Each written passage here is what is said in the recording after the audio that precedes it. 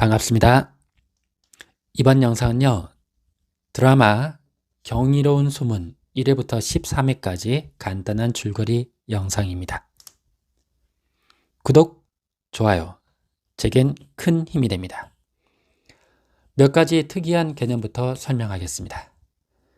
융이라는 개념이 있는데 이승과 저승의 경계선입니다. 죽은 자와 산 자가 만날 수 있는 곳입니다. 그곳에 사는 사람들로 융인이 있습니다. 융인, 여기가 융인들이 있습니다. 그리고 융의 땅이라는 개념이 있습니다. 융의 땅, 천상과 이승의 기운이 결합하면서 생기는 파동입니다. 여기서 땅이라는 것은 파동입니다. 악귀들은 이쪽에 악귀들이 있는데 악귀들은 땅을 보지 못합니다. 그리고 땅이 흐르는 곳을 악귀가 밟을 때 이쪽에 있는 카운터라고 있는데 카운터들이 감지를 하게 됩니다. 이 땅은 랜덤으로 흐르기도 하고 또 불러올 수도 있습니다.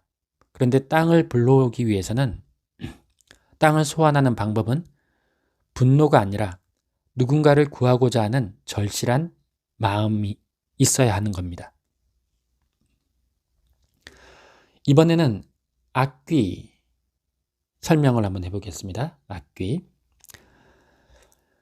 사람의 몸을 숙주로 기생하면서 숙주가 살인한 사람의 영혼을 먹을수록 강해집니다. 이렇게 먹게 되면 사람의 영혼은 그 악귀 안에 몸에 갇히게 되죠. 13회까지 총 4단계의 악귀가 나왔습니다. 1단계는 베이비 악귀. 보통 사람의 힘이고 이때 잡아야 합니다. 2단계는 보통 사람의 2~3배의 힘을 가진 악귀. 자, 3단계는 강력한 힘을 갖게 되는데 이때 사람의 목소리와 악귀의 목소리 2개의 목소리가 나오게 됩니다. 자, 최종 단계로 4단계가 있습니다. 치유 능력, 자기 스스로 치유하는 능력까지 합해진 그래서 불사의 몸이 되는 그런 악기입니다. 그리고 한 달이 지나면 그 안에 갇혀있던 영혼도 영원히 사라지게 됩니다. 자, 그러면 4단계 악귀를 잡는 유일한 방법이 뭐냐? 자작나무 지팡이로 울타리, 결계라는 울타리를 세웁니다. 그러면 그 안에서는 악귀든 카운터든 모두 힘이 약화됩니다. 자, 그럴 때 4단계 악귀를 잡아서 악귀를 소환해야 되는데 그러기 위해서는 카운터 쪽이 힘이 있어야 됩니다. 그러니까 카운터 쪽에서 융의 땅을 불러올 수 있어야 됩니다. 결계를 세우고 동시에 융의 땅을 불러올 수 있어야 4단계 악귀를 잡을 수 있는 유일한 방법이 됩니다. 자, 이번에는 카운터들입니다. 카운터. 자, 이 카운터들은 저승사자 같은 개념인데요. 악귀를 잡는 일을 합니다. 혼수 상태, 그러니까 코마 상태에 있던 자들 중에서 발탁이 되는데 발탁이 되면 머리가 길어지거나 곱슬이 되고 손끝에 점이 생깁니다. 이 카운터들은 숙주를 만약에 잘못해서 죽이게 되면 카운터들은 감방에 가고 그 안에 갇혀있던 영혼들까지 소멸하게 됩니다. 숙주의 가슴에 손을 얹고 악귀를 소환하면 융에서 서로 만나게 되죠. 사적으로 능력을 사용하게 되면 경고를 받고 경고가 누적되면 카운터 자격이 박탈돼서 다시 코마 상태로 돌아가서 생명을 잃게 됩니다. 자, 이번에는 이제 등장인물을 간단히 소개해 보겠습니다. 여기 융인으로 위겐, 김기란, 우식, 권수호 이렇게 있습니다. 그리고 각각의 이렇게 파트너입니다. 각각의 대응하는 파트너로 카운터들이 있는데 이렇게 각각 소문, 가모탁, 도하나, 추매옥, 그리고 파트너가 없는 최장물이 있습니다. 자, 각각을 설명해 보면요. 자, 소문은요, 국수집에서 같이 일하는데, 이 카운터들이 같이 일하는데, 소문은 홀에서 알바를 합니다. 능력은 여러 가지 능력들이 모두 있는 멀티입니다. 자, 가모탁, 주방 보조입니다. 능력은 강력한 힘입니다. 7년 전에 크게 다쳐서 코마 상태로 된 적이 있습니다. 도하나, 서빙을 봅니다. 악기 감지 능력이 탁월합니다. 가족 전부들이 토하면서 죽을 때 혼자 살아난 과거가 있습니다. 추매옥, 주방장입니다. 리더입니다. 치유 능력이 탁월하고 물속에서 아들을 놓치고 혼자 살아남아서 코마 상태가 된 과거가 있습니다. 최장물, 사고 처리를 전담하고 물주, 재력가입니다. 수술 후유증으로 죽은 과거가 있습니다. 코마 상태를 넘어서 죽은 과거가 있습니다. 자, 그리고 여기 철중이라는 죽은 카운터가 있습니다. 철중. 이 철중이라는 카운터가 악귀한테 죽자 이 철중에게 들어있던 위겐이 소문의 몸속으로 들어가게 되는 겁니다. 자, 소문의 아버지 소권, 어머니 하문영, 둘 다 경찰 형사입니다. 7년 전에 나중에 보는 악귀 지청신에 의해서 사고로 죽었습니다. 할아버지, 소문의 할아버지 하석구, 할머니 장춘옥은 치매입니다. 소문의 절친으로 임주연, 그리고 김웅인이 있습니다. 그리고 일진의 우두머리인 백준규, 그리고 이런 일진을 부추기는 신혁우가 있습니다. 신혁우. 이 신혁우는 나중에 말하게 되는 최고의 악인 신명희 시장의 아들입니다. 자, 이번에는 악귀 설명을 하겠습니다. 자, 악귀로는 지청신, 최고의 악귀 지청신이 있습니다. 천내장인이라는 사람이 있는데 그 사람을 가위로 살해야 하죠.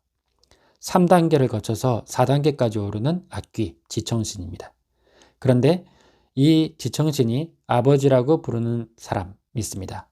아버지라고 부르는 사람 배상필, 그리고 보육원장이 또 한 명이 따로 있어요. 이 배상필 아버지라고 부르는 사람입니다. 그리고 여기 또 다른 악기 백향희, 남편의 주스에 땅콩을 넣어서 살해한 3단계 악기입니다. 엘리베이터에서 도하나하고 아주 긴장된 액션씬을 벌인 적이 있습니다. 그리고 이 도하나의 삼촌인 악귀입니다. 송만호가 있는데 나중에 소문이 악귀를 소환해서 빼냅니다. 다음 경찰 쪽에는 비리 경찰서장인 최수룡, 그리고 여기 가모탁과 약혼한 경험이 있는 약혼했었던 김정영 형사가 있습니다. 그리고 김정영 형사를 돕는 강한울이 있습니다. 자, 이번에는 악인 쪽입니다. 악한 사람들 쪽. 최고의 악인인 신명희 시장입니다. 중진시 시장으로 대통령 출마를 하고 있습니다. 그를 돕는 태신그룹의 회장 조태신 이렇게 있어요. 자, 이들의 밑에 아버지 배상피를 거쳐서 지청신이 청부살인을 계속 해오고 있었습니다. 그리고 이쪽 끝에 노창규 형제가 있는데 이 노창규가 약쟁이, 뽕쟁이이고 이 가모탁을 7년 전에 칼로 찌른 사람입니다. 자, 마지막으로 이쪽에 김정님, 신명희의 선거운동 캠프에서 일하다가 임신 상태로 살해돼서 실종된 그런 사람입니다. 김영님. 자, 이번에는 그러면 간단한 줄거리를 시작해 보겠습니다. 자, 줄거리는 크게 세 가지로 정리를 할 수 있겠는데, 첫 번째가 소문이 카운터가 된 사연, 그리고 두 번째는 지청신이 4단계 악기가 될 때까지의 사연입니다. 세 번째는 김영님 살인사건, 이렇게 세 가지로 나누어서 정리하면 좋겠습니다. 먼저 첫 번째, 소문이 카운터가 된 사연입니다. 7년 전 신명희 선거운동 캠프에서 임신 상태로 살해되어 실종된 김영님 사건을 소문의 아버지 소건과 가모탁이 수사를 하는데, 소문의 부모 소건과 하문혁은 악귀 지청신에 의해서 교통사고로 죽고 그 영혼을 지청신이 먹어버립니다. 지청신의 몸 안에 소문 부모의 영혼이 갇혀 있게 된 거죠. 노창규에게 찔린 가모탁은 코마 상태였다가 깨어나지만 처음에는 기억을 상실합니다. 앞서 말한 대로 카운터 철중이 죽자 그 안에 있던 위겐이 소문의 몸에 들어가서 카운터가 되기를 권합니다. 처음엔 죽을 수도 있단 말에 거절하다가 가정폭력 범인인 1단계 악귀로부터 아이를 구하게 되면서 소문은 엄마 아빠를 만나게 해주는 조건으로 카운터가 됩니다. 견습 나간 소문은 정으로 살인하는 악귀를 제압하면서 악귀를 소환하는 방법을 배우고, 또 등산하다가 살해된 부부에게서 악귀를 소환해냅니다. 이번에 두 번째로 지청신이 4단계 악귀가 된 사연입니다. 원래 집게차 운전사였는데, 지청신이 원래 집게차 운전사였는데 폐차장 악귀입니다. 폐차장 악귀. 아버지 배상필이 천 회장이라는 사람을 죽이지 말고 손만 보라고 했습니다.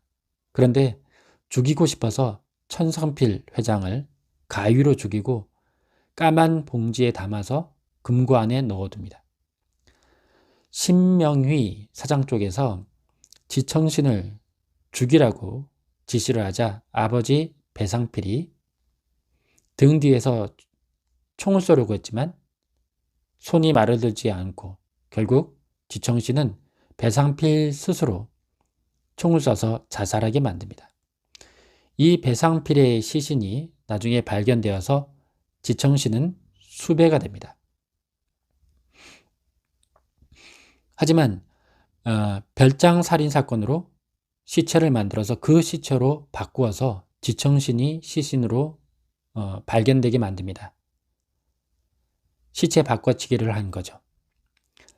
지청신은 변장을 하고 돈가방을 들고 도피하면서 악귀들을 모읍니다. 그런 지청신에게 그 사이에 사적으로 능력을 써서 카운터 자격이 박탈된 소권이 납치가 됩니다. 소권을 구하려고 카운터들이 왔는데 이 카운터들이 위기에 빠지자 이 소문이 스스로의 힘으로 위견의 영혼을 불러내서 카운터들을 구출합니다. 이렇게 해서 소문은 카운터 자격을 다시 복원하고 다쳤던 추매욱은 죽다 살아납니다. 지청신은 자기를 길러준 하지만 아동학대자인 보육은 원장을 죽여서 영혼을 먹어서 4단계 악귀가 됩니다. 치유 능력이 있는 완전체 악귀가 된 거죠. 자, 그래서 카운터들이 결계를 세우고 계속된 연습으로 소문이 융의 땅을 자유자재로 소환할 수 있게 돼서 이 소문이 융의 땅을 소환해서 지천신을 제압하고 악기로 소환하려고 하는데 그때 지천신을 착한 사람이라고 이렇게 여긴 어느 보육원 아이에 의해서 멈춰지게 됩니다. 그때 지천신은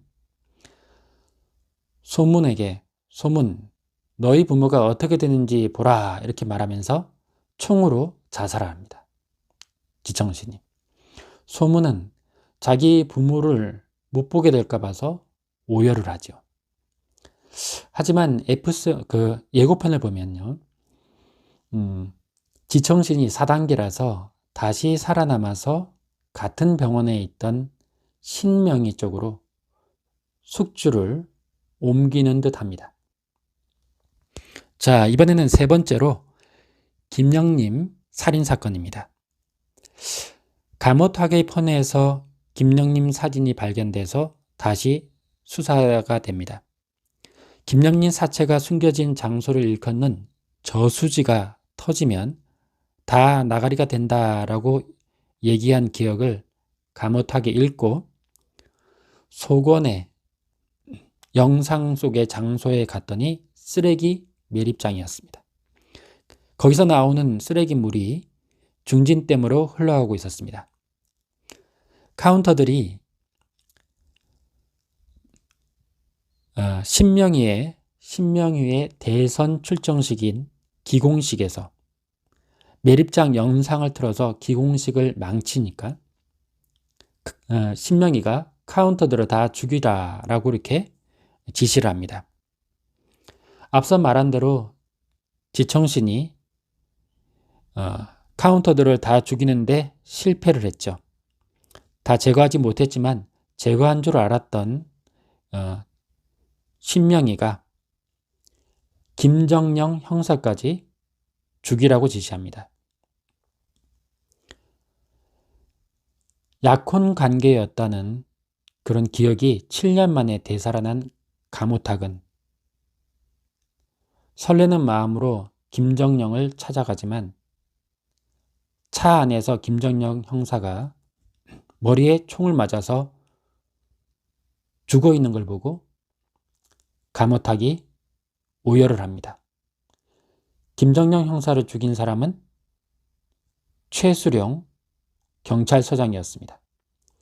감옥학이 블랙박스 정보를 흘려서 최수령이 자백을 받아냅니다. 이 카운터들은 신명희의 선거 자금을 훔쳐서 신명희하고 조태신이 서로 의심하게 됩니다. 그러자 조태신이 노한규에게 김영림의 사체가 담긴 트렁크를 가져오라고 하는데 그때 이 카운터들이 그 트렁크를 훔쳐서 거기에 나온 DNA를 증거로 노한규와 그리고 신명희 시장이 체포됩니다. 네, 여기까지가 경이로운 소문 1회부터 13회까지의 간단한 줄거리였습니다. 다음 회들로 다시 찾아뵙겠습니다.